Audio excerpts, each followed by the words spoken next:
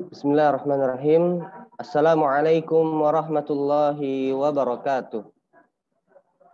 Innal hamdalillah nahmaduhu wa nasta'inuhu wa nastaghfiruh wa na'udzu billahi min syururi anfusina wa min sayyiati a'malina man yahdihillahu fala mudhillalah wa man yudlilhu fala hadiyalah.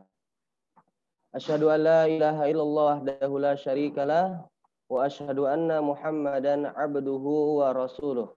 Allahumma salli wa sallim ala nabiyyina Muhammad wa ala alihi wa ashabihi wa man tabi'ahum bi ihsanin ila yaumiddin.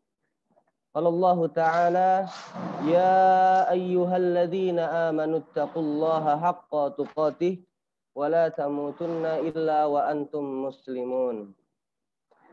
Santri-santri Kutab Awal 1, baik dari kelas Damaskus, kelas Al-Quds, dan kelas Kufah yang semoga dicintai oleh Allah Subhanahu wa Ta'ala.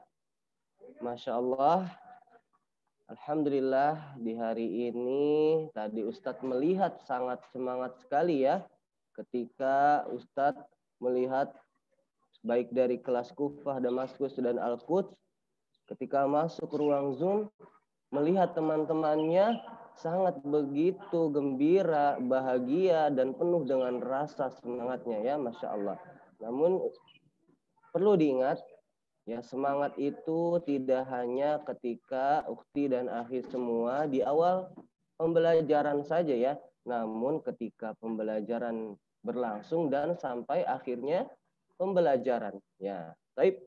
Alhamdulillah atas izin Allah Subhanahu wa Ta'ala kita dapat dipertemukan kembali dalam kesempatan yang sangat berbahagia ini.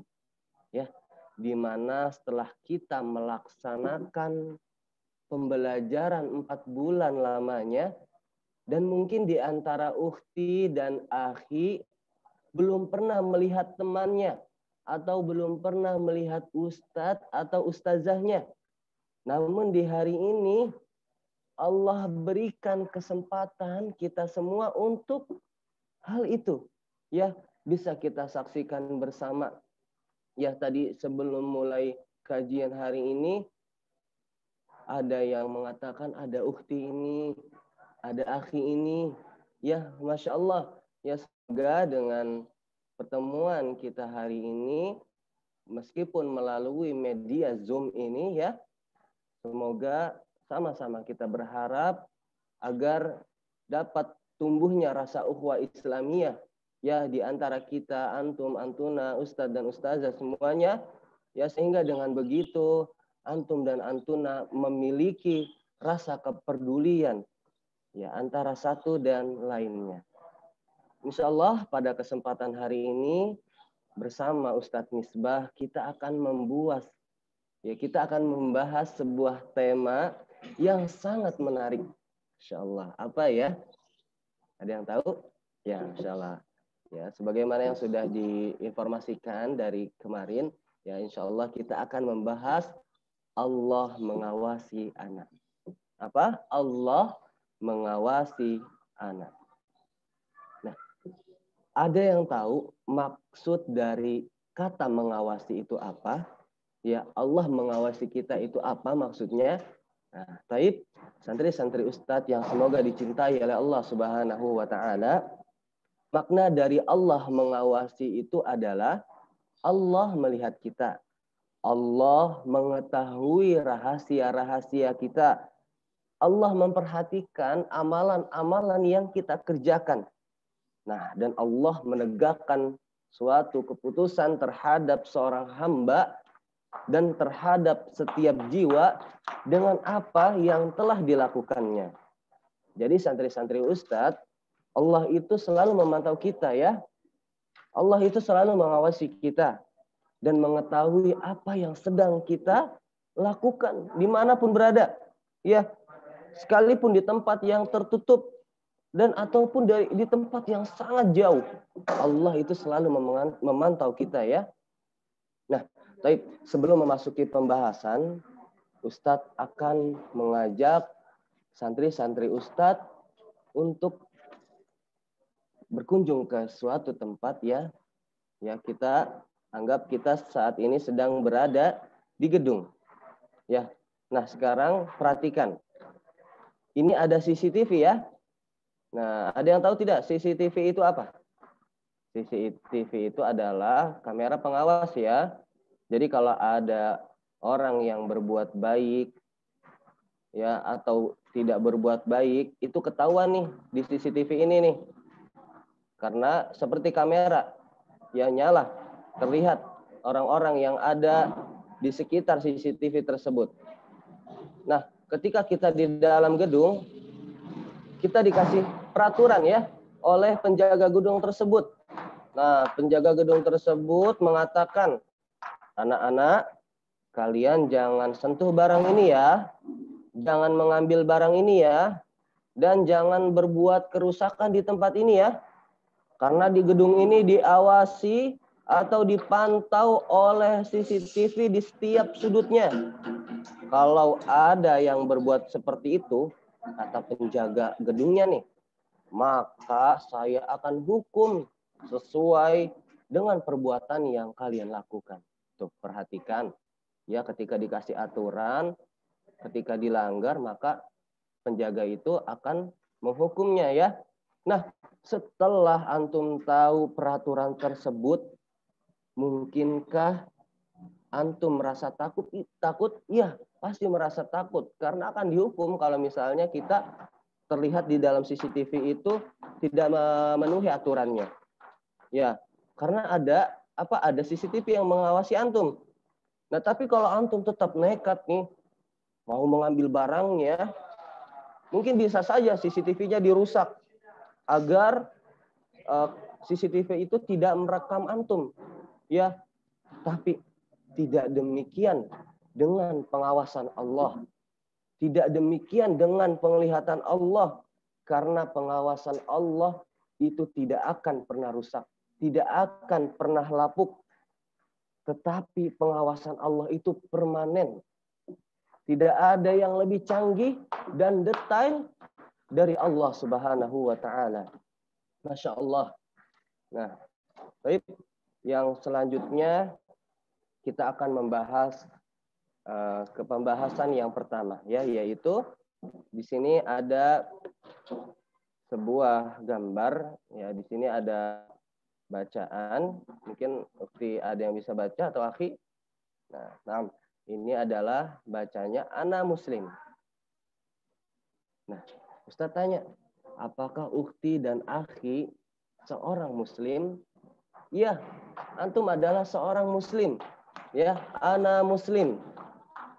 Nah, Ustaz tanya, apakah antum seorang muslim? Sekali lagi, iya, antum adalah seorang muslim. Perhatikan, Syekh Abu Bakar Jabir Al-Jazairi mengatakan dalam kitabnya, yaitu Minhajul Muslim, beliau mengatakan, seorang muslim merasa dirinya diawasi oleh Allah Subhanahu wa taala. Ia senantiasa merasakannya di setiap saat dari kehidupannya. Ya, Masya Allah. Kemudian kita perhatikan. Allah berfirman pada Quran surat Al-Baqarah ayat 235. A'udzu billahi minasyaitonir rajim. Wa'lamu annallaha ya'lamu ma fi anfusikum fahzaruh. Dan ketahuilah bahwa sesungguhnya Allah mengetahui apa yang ada di hati kalian, maka takutlah kepadanya. Perhatikan, Allah mengetahui hati kalian. Ya, artinya penglihatan Allah itu sangat tajam. Ya, penglihatan Allah itu sangat detail. Ya, tidak hanya fisik antum saja. Ketika antum berniat ingin berbuat kejahatan, maka Allah tuh tahu tuh, baru niat saja tuh ketahuan oleh Allah. Ya, perhatikan. Penglihatan Allah itu sangat tajam, tidak seperti CCTV. Mungkin kalau CCTV yang terlihat itu ya hanya bentuk fisiknya saja. Tapi apakah CCTV dapat mengetahui hati kita? Tidak ya. Jadi antum harus memiliki rasa takut, ya. Nah, kemudian di slide selanjutnya, ana yakin Allah melihat ana. Nah, di poin ini Ustadz teringat sebuah kisah ya, yang mana kisah ini sangat menjadi teladan bagi kita ya. Di suatu hari ada seorang guru yang sangat menyayangi salah satu muridnya.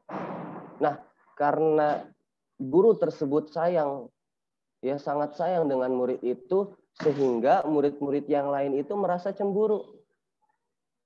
Di tiap harinya, murid-murid yang lain ini selalu bicara yang tidak baik, ya selalu mengatakan kok guru ana lebih sayang sama murid tersebut ya.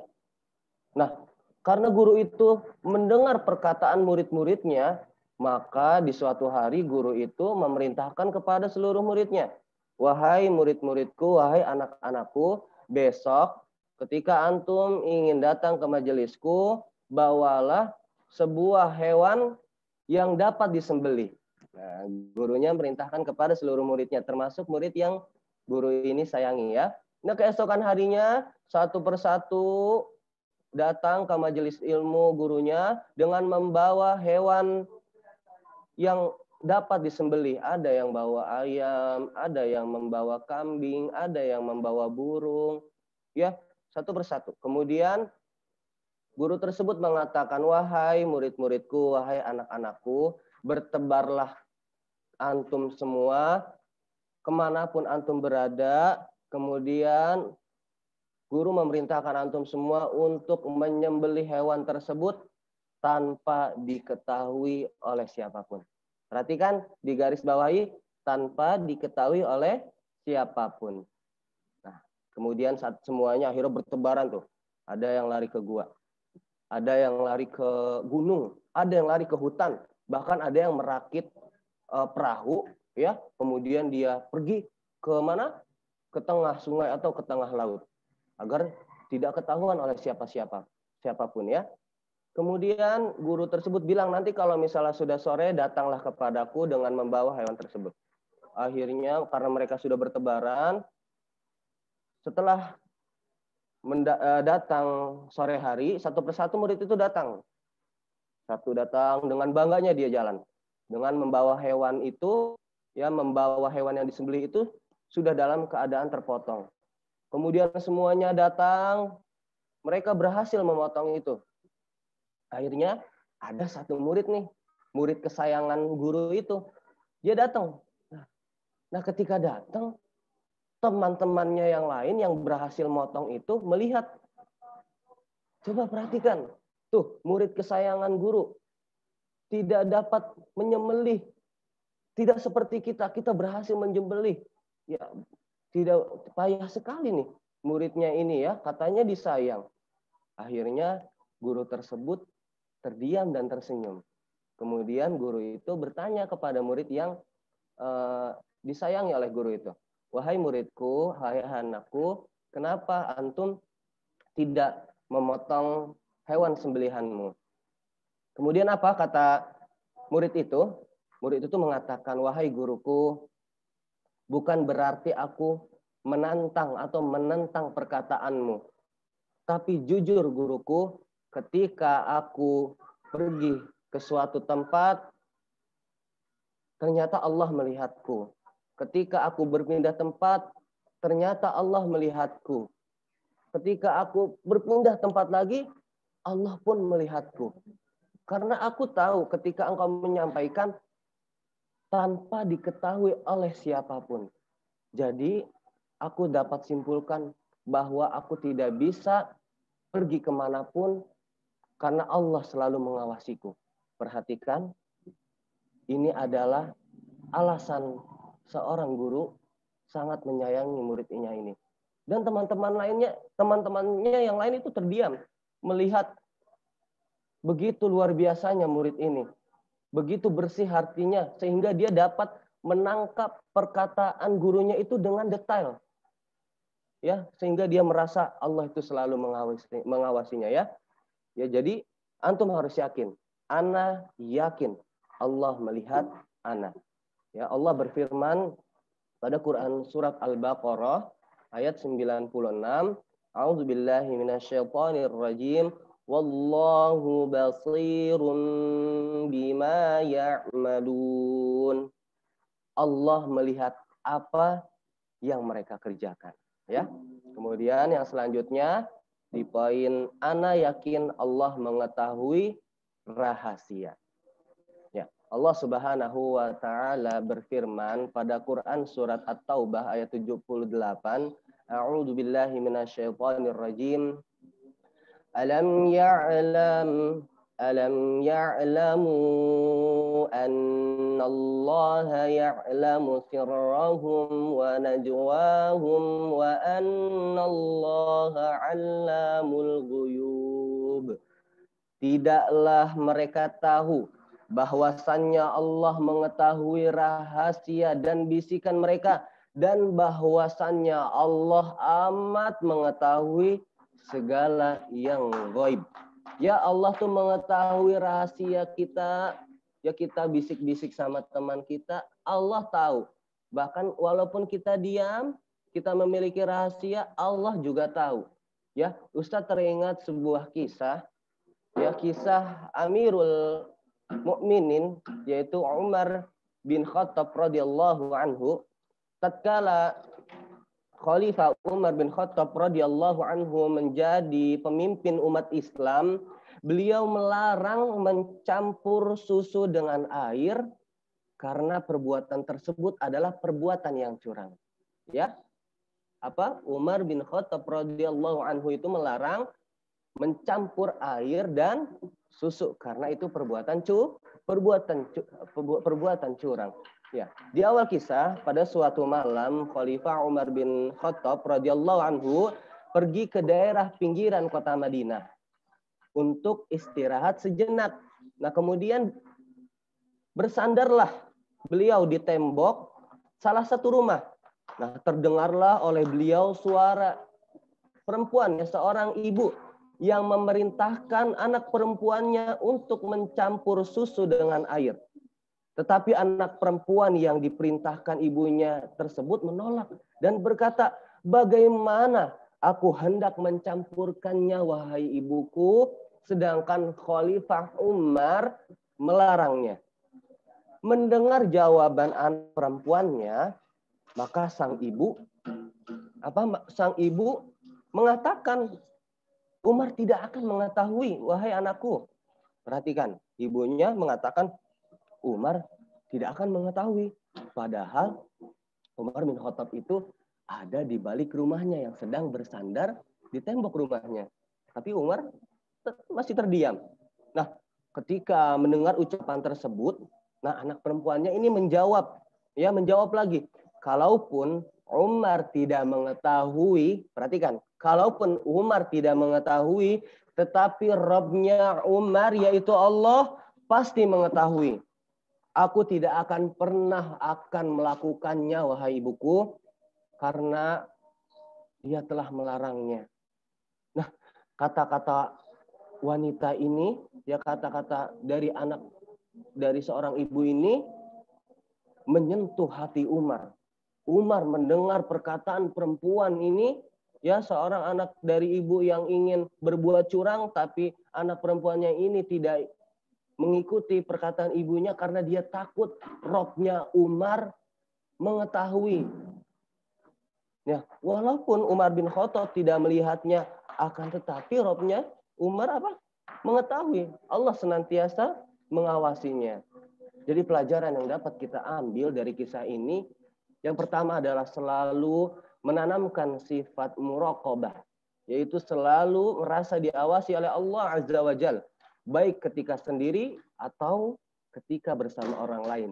Yang kedua, tidak boleh melakukan perbuatan curang walaupun manusia tidak melihatnya. Ya, tadi kan Allah mengatakan dalam Quran surat At-Taubah, tidaklah mereka tahu bahwasannya Allah mengetahui rahasia dan bisikan mereka. Ya, dan Allah pun mengetahui hal-hal yang gaib. Nah, taib. Kemudian yang selanjutnya, Ana yakin Allah menegakkan hukum. Ya, jadi apa yang antum perbuat, ya baik itu kebaikan ataupun keburukan, maka Allah akan membalasnya sesuai apa yang antum perbuat. Ya, jadi ketika antum sedang dalam pengawasan Allah dan kemudian antum melakukan suatu pelanggaran, misal menzolimi atau berbuat yang tidak baik atau tidak sayang dengan Umi, melawan perkataan Umi, melawan perkataan Abi, kemudian berbuat tidak baik kepada kakaknya atau berbuat tidak baik kepada adiknya. Ya meskipun misalnya antum atau antuna ketika di rumah, Umi dan Abi tidak ada, dan antum tidak sayang dengan adiknya, diperlakukan dengan yang tidak baik, misal dipukul, dan antum merasa, nggak ada Umi ini, nggak ada Abi, biarin Ana berbuat jahat aja sama adik Ana. Ingat, seperti Allah tuh melihat, Allah mengawasi antum. Sekalipun Umi dan Abi tidak melihat antum, tapi Allah melihat antum. Dan kelak, karena antum tidak berbuat baik, maka Allah akan menegakkan hukum. Ya, atas apa yang antum perbuat. Jadi, akhi dan ukhti harus selalu berbuat baik kepada orang-orang terdekat ukhti dan akhi. Saudara, teman, kerabat, adik, kakak, ya, dan lain sebagainya. Kemudian, setelah kita mengetahui bahwa Allah itu selalu melihat kita, mengetahui rahasia kita, dan menegakkan hukum bagi kita, maka tandanya kita berada di dalam pengawasan siapa? Pengawasan Allah Subhanahu wa Ta'ala. Ya, terakhir, kemudian jika antum sudah yakin dan menerapkan apa yang antum pelajari hari ini, yaitu Allah mengawasi anak. Apa? Allah mengawasi anak. Atau dalam istilahnya muraqabatullah. Ya.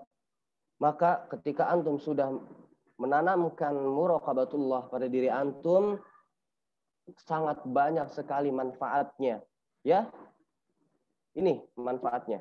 Yang pertama adalah merasa damai dengan mengingatnya. Perhatikan, merasa damai dengan mengingatnya. Ya, ketika antum sedang kondisi rezekinya lagi melemah atau sedang sedih, namun karena antuna selalu memiliki muraqabatullah, selalu diawasi oleh Allah, maka antum selalu damai, hatinya terasa damai karena dengan mengingatnya sudah cukup. Sangat damai sekali. Kemudian yang kedua adalah memperoleh kenyamanan dengan menjalankan ketaatan kepadanya. Ya, tidak semua orang itu dikasih manisnya iman. Ya, ketika sholat, ketika ibadah, boleh jadi jasadnya di sini, ya, tapi ruhnya ada di tempat lain. Mikirin jajan, mikirin main di rumah, padahal lagi di kutab sedang belajar, tapi pikirannya di rumah main atau di tempat teman-temannya. Ya, tapi karena antum ditanami sifat muraqabatullah, maka jasad antum, fisik antum, ruh antum ada di tempat yang antum sedang lakukan. Ya, dengan begitu maka antum merasakan kenyamanan setiap ibadah-ibadah yang antum lakukan. Kemudian yang ketiga adalah mengharapkan pahala di sisinya. Nah, sama. Ketika ibadah, nggak semua orang dapat merasakan bahwa setiap yang kita kerjakan itu akan mendapatkan pahala. Tapi sebagian orang ada yang cukup ingin dilihat orang saja. Ingin terkenal. Ingin dianggap orang ini orang baik. Nah, harapannya itu saja, tidak mengharapkan pahala Allah. Tapi untuk mereka yang memiliki sifat muraqabatullah, memiliki rasa bahwa Allah selalu mengawasi anak, maka setiap ibadah yang kita lakukan, setiap pekerjaan yang kita kerjakan, karena Allah tahu, maka kita tidak akan melakukan kesalahan-kesalahan atau kemaksiatan-kemaksiatan atau hal-hal yang membuat kita terjerumus dalam kemaksiatan. Dengan begitu, pahala terus mengalir kepada kita. Ya, Masya Allah. Kemudian yang terakhir, menghadap kepadanya dan berpaling dari selainnya. Ini adalah perkara yang sangat penting, akhi dan ukhti. Ini perkara tauhid. Ya, ketika ada sebagian orang yang menyembah berhala, menyembah matahari, menyembah hewan-hewan, menyembah pepohonan, tetapi karena antum ditanamkan sebuah sifat yang namanya muraqabatullah, selalu diawasi oleh Allah, maka antum akan menjauhi itu. Tidak akan beribadah, tidak akan menyembah kecuali Allah Subhanahu wa ta'ala. Terakhir dari Ustadz, untuk ukhti dan akhi, Ustadz akan berikan pesan kepada antum dan antuna semua. Insya Allah dalam waktu dekat ini, antum dan antuna semua akan menghadapi ujian akhir semester. Ingat, ketika ujian, ukhti dan akhi melaksanakannya di rumah, bukan di kutab. Tidak diawasi oleh ustadz, tidak diawasi oleh ustazah, dan juga ustadz tidak akan pasang kamera CCTV di rumah antum masing-masing, karena itu tidak mungkin. Oleh karenanya ustadz dan ustazah berlepas diri dari kesalahan antum, dari ketidakjujuran antum, jika saat mengerjakan soal ujian tidak jujur dan tidak dengan antum sendiri yang mengerjakannya. Ingat, Allah selalu melihat antum. Allah selalu mengawasi antum ya akhi. Allah selalu mengawasi antum ya ukhti. Ingat, Ustadz tidak membutuhkan berapa besar nilai antum. Tapi yang Ustadz butuhkan adalah kejujuran antum. Karena Ustadz tidak ingin, ya, Ustadz tidak ingin santri Ustadz karena kebiasaannya tidak jujur dalam melakukan sesuatu, justru membuat antum tidak mendapatkan keberkahan dari ilmu yang selama ini antum pelajari. Ya, jadi tanamkanlah sifat muraqabatullah agar diri antum selalu jujur, selalu merasa diawasi oleh Allah. Nah, ini terakhir dari Ustadz.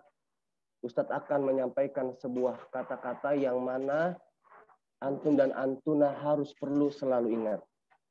Ingat, jangan lihat dosa yang antum melanggar, tapi lihatlah siapa yang antum melanggar. Sekali lagi, jangan antum lihat dosa yang antum melanggar, tapi lihatlah siapa yang antum langgar. Allah yang antum langgar. Allah adalah Tuhan kita. Allah yang menciptakan seluruh alam semesta ini. Jika antum melanggar kepada Allah, maka bersiaplah. Allah akan memberikan balasannya. Karena dosa itu bukan untuk dicoba, tetapi untuk antum ketahui dan antum jauhi. Ya, sekali lagi ingat, lebih baik antum salah di atas kejujuran daripada benar di atas kebohongan. Ya, Allah mengawasi ana. Ya. Semoga bermanfaat. Mungkin itu yang dapat Ustadz sampaikan kepada ukhti dan akhi. Jangan lupa setiap saat selalu mengingat Allah, dan ketika ujian nanti berdoa kepada Allah agar diberikan kemudahan dari setiap soal-soal yang antum akan kerjakan. Dari Ustadz sekian, mari kita beristighfar kepada Allah Subhanahu wa taala dan membaca doa kafaratul majlis. Astaghfirullah, astaghfirullah, astaghfirullah. Subhanaka Allahumma wa bihamdika asyhadu an la ilaha illa anta astaghfiruka wa atubu ilaik. Barakallahu fikum. Wassalamualaikum warahmatullahi wabarakatuh.